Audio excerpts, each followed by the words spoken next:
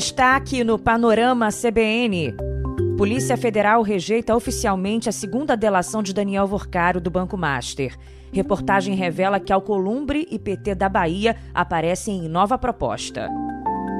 Ministério da Fazenda revisa cálculos e estima impacto fiscal bilionário com pautas bomba. Por outro lado, o governo extrapola a dívida pública. Segundo dia da Copa do Mundo tem cerimônias de abertura nos Estados Unidos e no Canadá. E o Dia dos Namorados, com muito amor para superar a alta de preços. Hoje é sexta-feira, 12 de junho de 2026. Oi, eu sou Bianca Santos e esse é o Panorama CBN da manhã. Eu te conto em menos de meia hora as notícias mais importantes do dia. Vamos juntos! Eu começo contando que a Polícia Federal rejeitou mesmo a segunda proposta de delação premiada apresentada pelo banqueiro Daniel Vorcaro. A PF comunicou oficialmente a recusa ao ministro André Mendonça, que é o relator do caso no Supremo Tribunal Federal, e também avisou a equipe de defesa do dono do Master. Os investigadores avaliaram que os novos anexos e depoimentos oferecidos pelo empresário não apresentaram fatos inéditos ou provas substanciais. E aí, com a recusa do acordo de delação, a polícia sugeriu ao ministro André Mendonça a transferência imediata do banqueiro de volta para um presídio comum.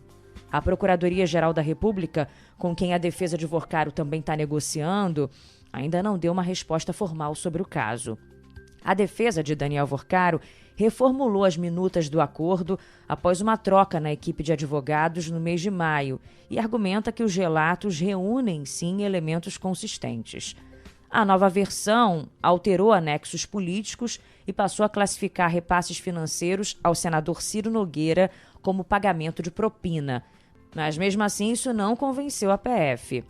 Agora, tem uma reportagem nova da revista Veja que está contando que vem aí ainda uma nova leva de revelações de Vorcaro para tentar mais uma vez convencer os investigadores.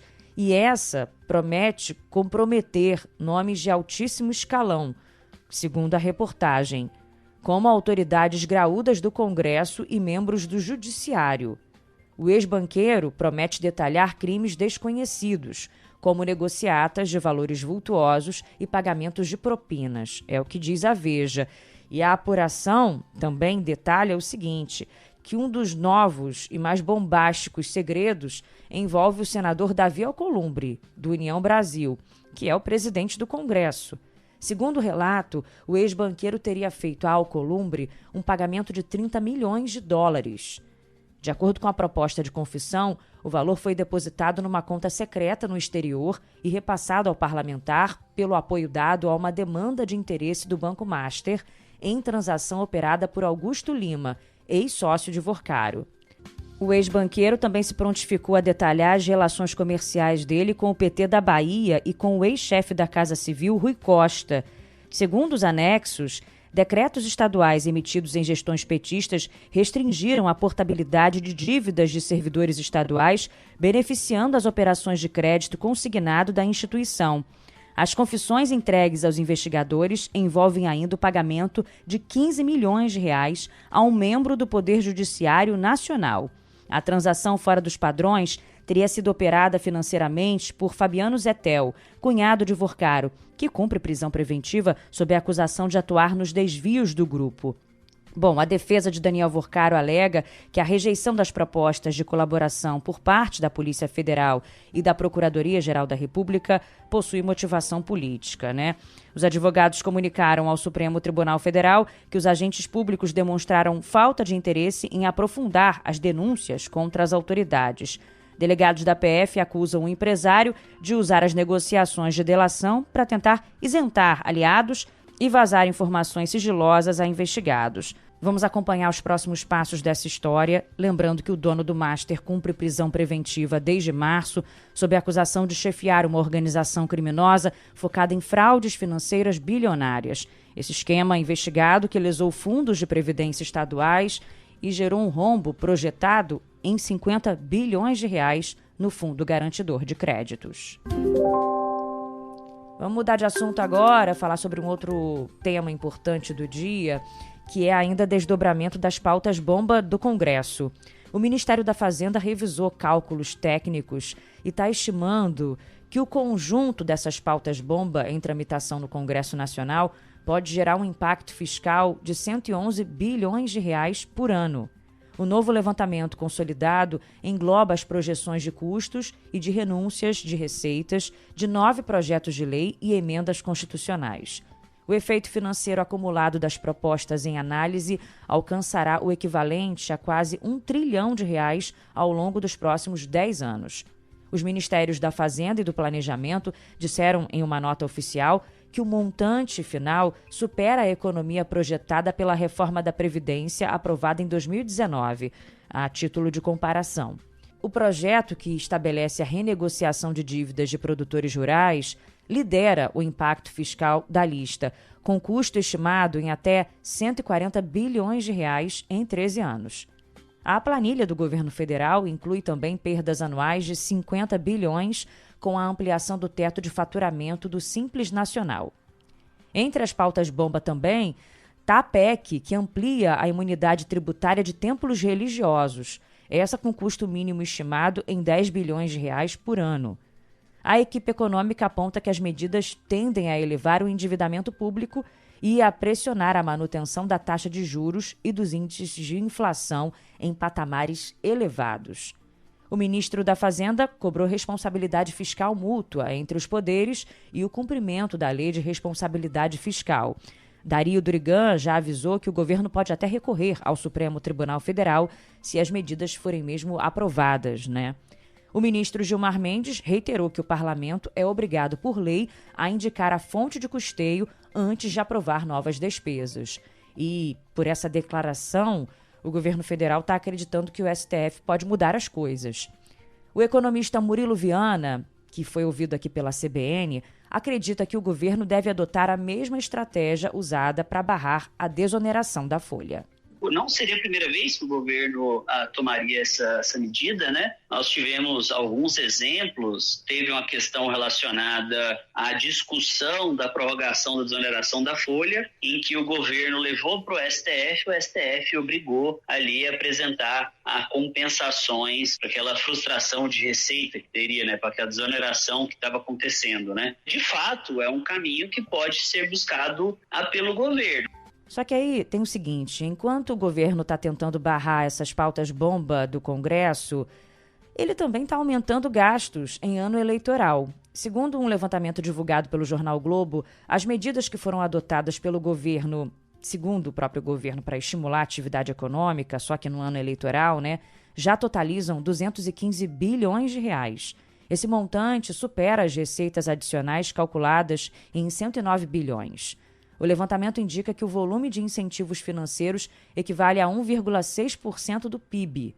O estudo aponta ainda que a equipe econômica poderá anunciar o cumprimento formal das metas fiscais porque apenas 9 bilhões de reais, ou 4% da expansão, estão submetidos aos limites do arcabouço fiscal. Especialistas em contas públicas alertam que a totalidade das medidas de estímulo gera um impacto direto ou indireto no endividamento do país, independentemente das regras de exclusão do teto.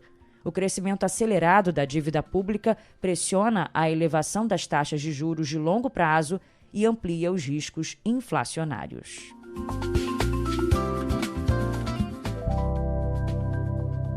Agora eu te conto que a Comissão Nacional de Energia Nuclear confirmou a ocorrência de um incidente com material radioativo nas dependências da USP, em São Paulo.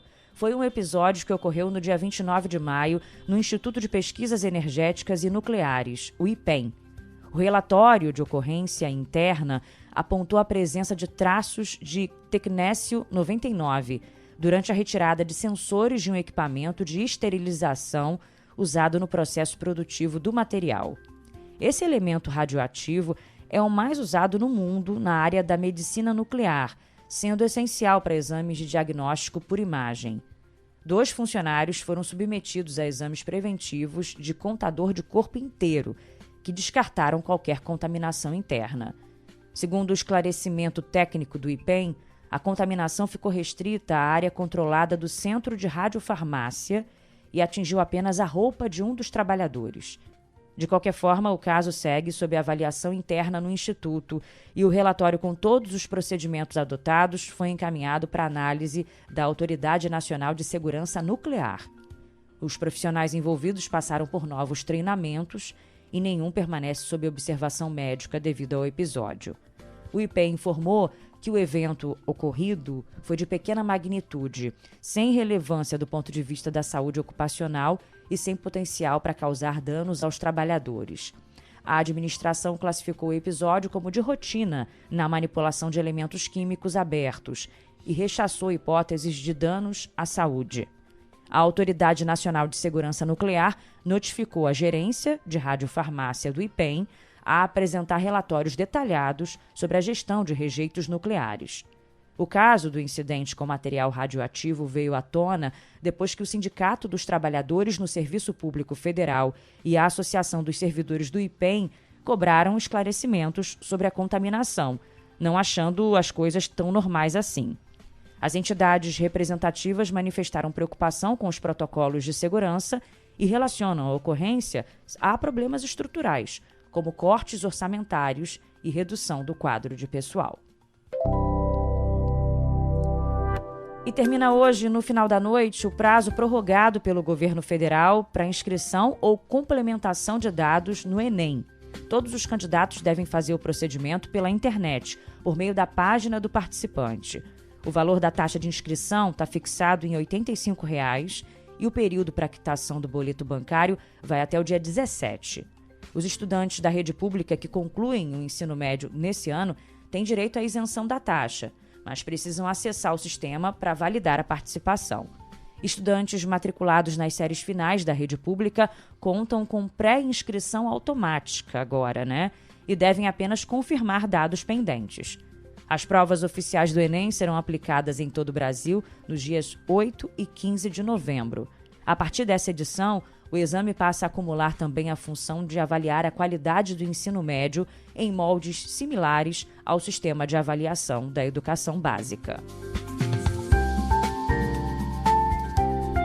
Deixa eu dar uma passada rápida aqui no Supremo Tribunal Federal para te contar que o STF formou maioria para fixar que as Big Techs tenham 60 dias para implementar novas medidas determinadas pelo tribunal. As normas aumentaram a responsabilidade das plataformas pelo conteúdo que elas publicam. Isso vale para a adoção de ações do chamado dever de cuidado, que inclui medidas para reduzir riscos de ofensas a direitos fundamentais e combate a atos ilícitos. As medidas também determinam autorregulação e disponibilização de canais de atendimento específicos para pedidos de retirada de conteúdos. Agora deixa eu atender aqui a pedidos, porque alguns panolovres estão pedindo que a gente traga mais previsão do tempo. Então chegou a hora. A sexta-feira será de tempo instável em boa parte do Brasil, principalmente no sul, no sudeste e no centro-oeste. A combinação de uma nova frente fria, áreas de instabilidade e uma região de baixa pressão no Atlântico Sul deve espalhar nuvens carregadas com risco de chuva forte e rajadas de vento que podem chegar a 70 km por hora em alguns pontos. E o alerta vale especialmente para áreas entre o leste do Paraná e parte do Rio Grande do Sul, além de trechos do litoral da Paraíba e de Pernambuco, onde a chuva também pode chegar com força ao longo do dia. No sul, o Paraná fica entre as áreas de maior atenção, principalmente no leste do estado, onde a chuva pode vir acompanhada de vento forte e trovoadas. A entrada de uma nova massa de ar frio na retaguarda da frente fria também chama atenção para o fim de semana, com previsão de temperaturas negativas em áreas do sul. No sudeste, a chuva também ganha espaço hoje e no fim de semana, principalmente em São Paulo, no Triângulo Mineiro e em parte do sul e centro de Minas Gerais. No Rio também chove. No centro-oeste, a instabilidade avança principalmente sobre Mato Grosso do Sul, sul de Goiás, parte de Mato Grosso e áreas do Distrito Federal. E no nordeste, o tempo fica dividido. A chuva mais forte deve se concentrar no litoral, especialmente entre Paraíba e Pernambuco. No interior nordestino, o tempo seco segue predominando, com baixa umidade e calor em áreas como o oeste da Bahia e o centro-sul do Piauí. Salvador, por exemplo, deve ter tarde quente, com máxima de 30 graus. Que beleza, hein?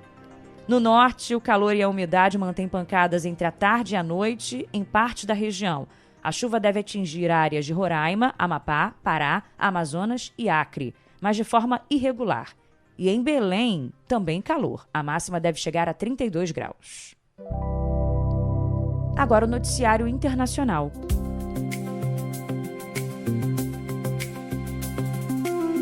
Deixa eu aproveitar aqui para reforçar a situação do El Niño, né? O Leandro Gouveia trouxe informações no Panorama da Noite, mas eu vou aqui atualizar e deixar todo mundo na mesma página. A Agência Nacional para Oceanos e Atmosfera do Governo dos Estados Unidos confirmou a formação do fenômeno climático El Niño a partir de medições registradas na faixa tropical do Oceano Pacífico. Os meteorologistas apontam que a temperatura das águas da região equatorial está 0,7 graus Celsius acima da média histórica.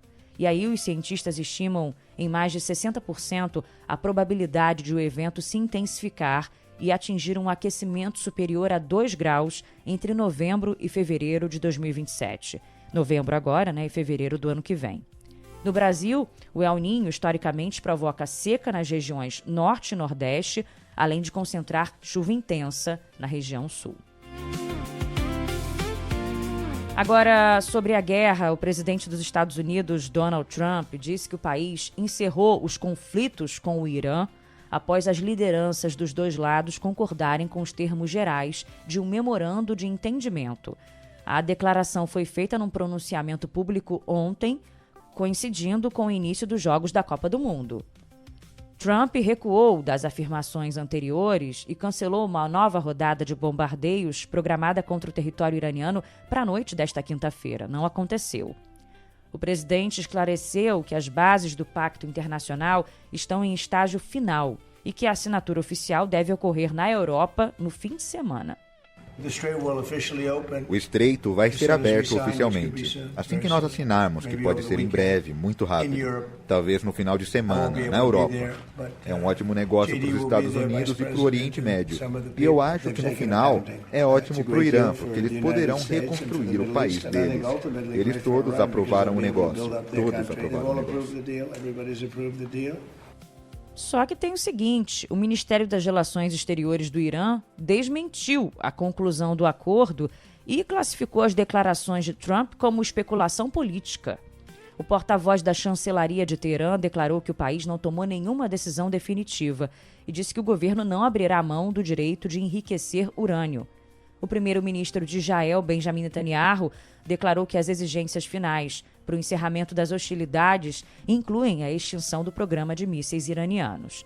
O governo americano confirmou que o bloqueio naval militar aos portos do país persa será mantido até a conclusão das tratativas.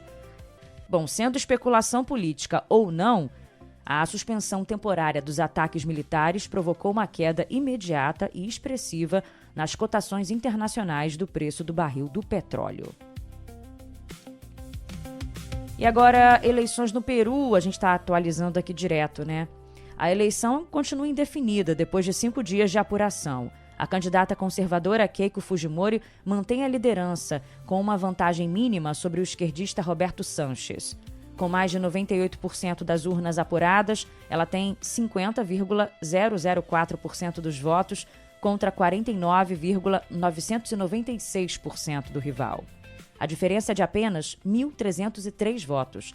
Ela tem 9.036.046 e o adversário tem 9.034.743 votos. Mas que demora para apurar isso tudo, né? Será que eles não conhecem urna eletrônica? Meu Deus do céu. Agora o futebol.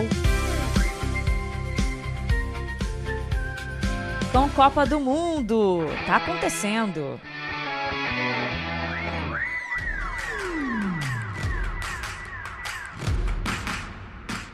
Estados Unidos e Paraguai abrem hoje às 10 da noite em Los Angeles a Copa do Mundo no território americano. 1h30 antes, a cerimônia de abertura vai ter shows de artistas como Katy Perry, Lisa, Rema e Anitta.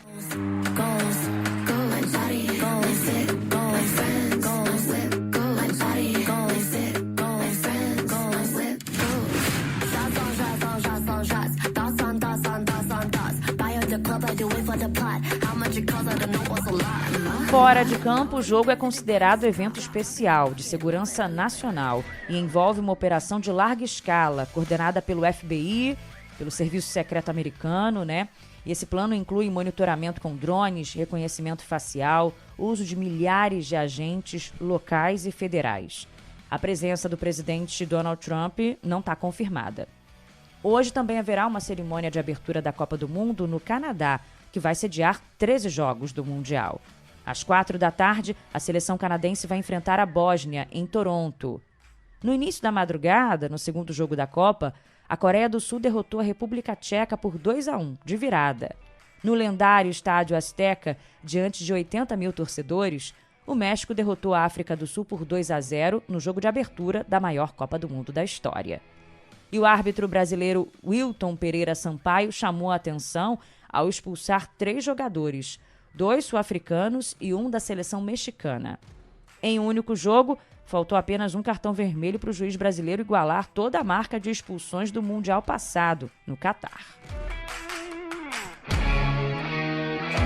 Em Nova Jersey, o técnico Carlo Ancelotti comanda hoje o último treino da seleção brasileira antes da estreia contra o Marrocos amanhã. O treinador italiano testou a mesma escalação pela segunda vez, com 8 jogadores que começaram a última Copa, no Catar. Os que entraram em campo contra a Sérvia em 2022 são Alisson, Danilo, Marquinhos, Alexandro, Casemiro, Lucas Paquetá, Rafinha e Vini Júnior. Só 3 novidades agora: Gabriel Magalhães, Bruno Guimarães e Matheus Cunha. E olha que detalhe legal, quando entrar em campo contra o Marrocos, o Alisson vai se tornar o terceiro goleiro a ser titular do Brasil em 3 Copas do Mundo. Os outros que jogaram 3 mundiais foram campeões: Gilmar, 2 vezes, e Tafarel no Tetra. E eu me sinto honrado, né, por fazer parte desse grupo seleto de goleiros que vão estar disputando 3 Copas do Mundo, mas eu quero entrar no outro grupo, né, no grupo dos campeões. Que assim seja, hein, Alisson? Vamos lá, Brasil, muita energia positiva para esse sábado, né, para o início da Copa. E um registro triste: o ex-zagueiro da seleção brasileira, Hércules Brito Ruas, morreu no Rio de Janeiro aos 86 anos. Ele estava internado desde maio no hospital para o tratamento de um quadro de pneumonia. Brito foi revelado profissionalmente pelo Vasco da Gama e atuou como titular da defesa na conquista do tricampeonato mundial do Brasil na Copa do Mundo de 70, no México. Ao longo da carreira, ele acumulou passagens pelo Botafogo, Flamengo, Corinthians e Cruzeiro. E o Google informou que vai recriar, com a ajuda de inteligência artificial, fotografias e depoimentos do gol apontado como o mais bonito da carreira de Pelé. O lance aconteceu no jogo entre Santos e Juventus, no dia 2 de agosto de 1959. O gol não foi filmado por causa das limitações tecnológicas da época, né? E aí, segundo o Google, a recriação do lance vai ser revelada no mini documentário que deve ser publicado no YouTube até o fim do mês. O Santos, nesse dia, venceu por 4-0. Não acabou, não. Vamos falar ainda de Dia dos Namorados hoje? E você sabe como que essa data nasceu aqui no Brasil? Ó, não quero te frustrar não, hein? Mas não teve muito romance. O objetivo foi bem prático: movimentar o comércio. A data foi criada em 1948 como uma estratégia de marketing para aumentar as vendas em um dos meses mais fracos do mercado. E aí o publicitário João Dória, pai do ex-governador de São Paulo, João Dória Júnior, criou o Dia dos Namorados a pedido de uma loja que queria melhorar os resultados. Simples assim. E além de ser uma época de vendas fracas, o dia 12 de junho foi escolhido por ser véspera do dia de Santo Antônio, conhecido na cultura popular como o Santo Casamenteiro. A primeira campanha publicitária que lançou a data no Brasil usava o seguinte slogan: "Não é só com beijos que se prova o amor". A ideia deu certo e logo outros lojistas aderiram à campanha. Hoje, o Dia dos Namorados é a terceira data mais importante para o comércio no Brasil, de acordo com o Sebrae. E aí, meu povo, prepare o bolso, né? Se você já não comprou ainda o presentinho. Um levantamento feito pela CBN, com base na inflação oficial de abril, medida pelo IBGE, aponta que todos os principais itens associados ao Dia dos Namorados ficaram mais caros nos últimos 12 meses. As joias, por exemplo, subiram 26%, os chocolates em barra e bombons, 22%, flores, 16% mais caras. Ó, tem uma dica. Bolsas, que geralmente já são mais caras, né? Roupas e perfumes avançaram menos do que a média da inflação. Olha aí, marido. E aí podem ser opções mais em conta para os apaixonados. Haja amor para superar os preços, hein? E vamos lá para o Sextão Musical? Rapidinho, vamos? Tenho aqui 3 pedidos. Chegaram pelo meu Instagram, biancasantos.bia, e também pela caixinha de comentários do Spotify. Começo pelo Insta. A Mari Brisa, querida, pediu uma diferente aqui do Jorge Drexler. É a trilha sonora do filme Diários de Motocicleta. Clavo mi remo en el agua, llevo tu remo en el mío. Creo que he visto una luz al otro lado del río. Beijo, Mari. Obrigada pela participação sempre. Agora, lá no Spotify, o Anthony Garcia pediu para eu mandar um beijo, um abraço para Ana Júlia, dizendo que ela não perde um dia de Panorama. E os dois, então, estão pedindo Falso Juramento, de Mato Grosso e Matias, nesse Sextou Musical. Sou igual às nuvens e o vento, que pra longe o tempo levou.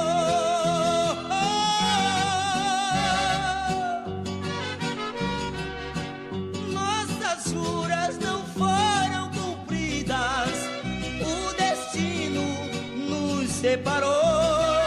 Bem sertanejo, hein, Anthony? Gostei. A Suzana, romântica, pediu Friday I'm in Love no Sextou.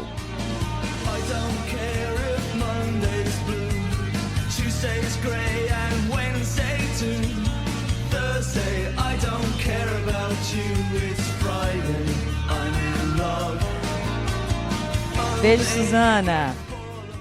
Vamos fechar com um pedido aqui do Laerte Afonso, nosso DJ, né?